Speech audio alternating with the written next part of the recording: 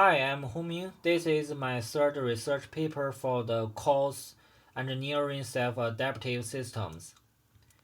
This paper is called on implementing autonomic systems with a serverless computing cloud approach, the case of self-partitioning cloud caches, which was written by these authors in 2020.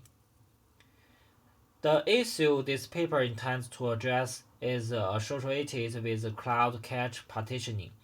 The cloud cache has been widely used in modern web architectures, which helps to reduce latency and infrastructure costs, as well as increase customer engagement. Current cloud caches only provide static partitioning, for example Redux, while others don't offer control over the partitioning. However, optimal menu tuning of cloud cache leads to some performance issues, such as increased miss rates, which results in seal loss. Additionally, configuration of Cloud Cache for optimizing the performance will be high cost. Dynamic Cloud Cache partitioning is a time-tested way to optimize cache performance. However, why most current cloud caches are not self-partitioning? First, some commercial solutions for self-partitioning are not merged into open source tools, which cannot be available to the public. In other words, to some extent, this limits the development of cloud cache self-partitioning. Next, approaches that progressively explore the configuration space to look for an optimal solution are high cost. Additionally, due to high CPU consumption, several utility-driven solutions are not deemed scalable. In this section, let's discuss several kinds of self-partitioning approaches. One kind of approach is to gradually change the memory allocation to explore a suitable configuration space to find effective partitioning. This approach reduces the CPU cost, but causes frequent resizing costs. In addition, controlling the number of partitions based on unrealistic assumptions about workload is another type of approach, which is recommended as a way to address the optimization issue within the cloud cache and make it more simple and manageable. The third kind of partitioning approach is to utilize an external controller to handle the optimization issue, which is a widely used approach.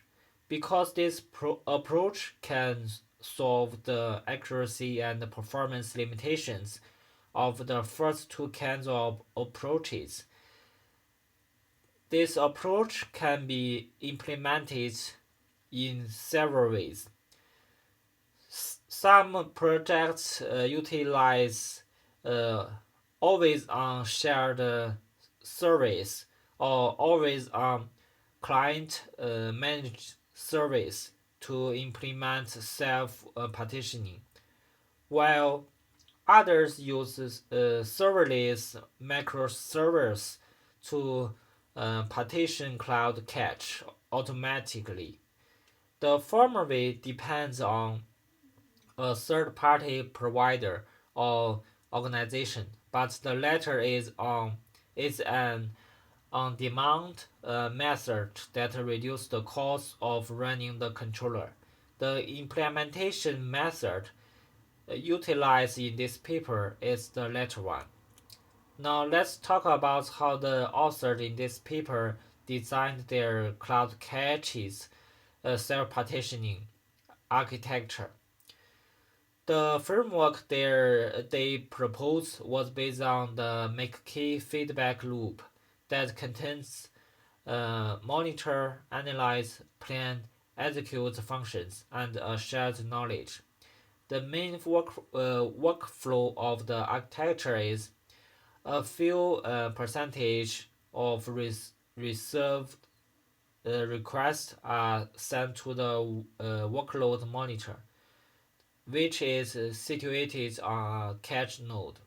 When the number of requested samples reach up to the required value, the monitor triggers an SNS event to launch an AWS Lambda function to run a solver to find the optimal partitioning of the cache. After that, the Lambda function creates an adaptation plan to implement the cache partitioning.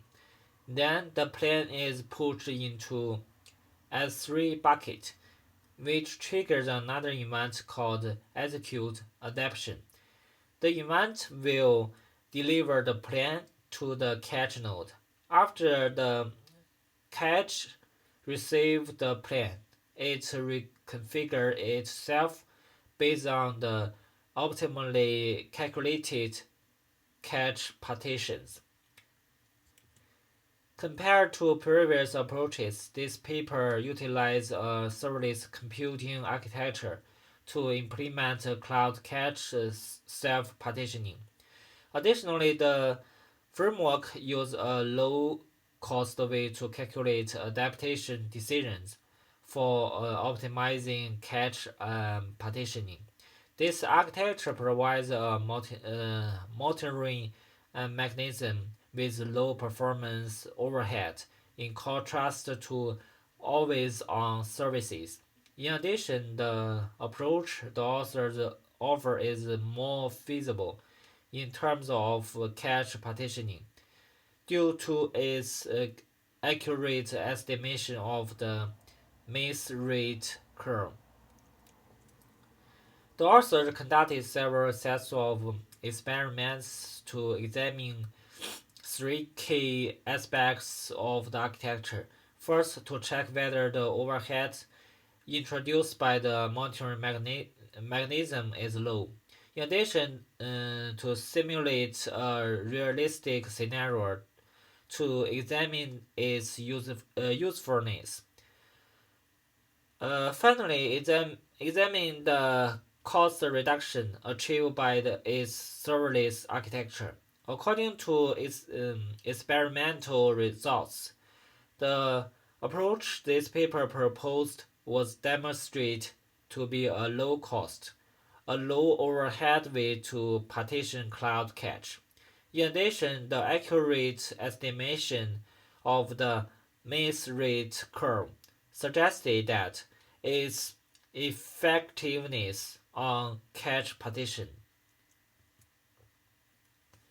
In terms of critique, this paper was well structured.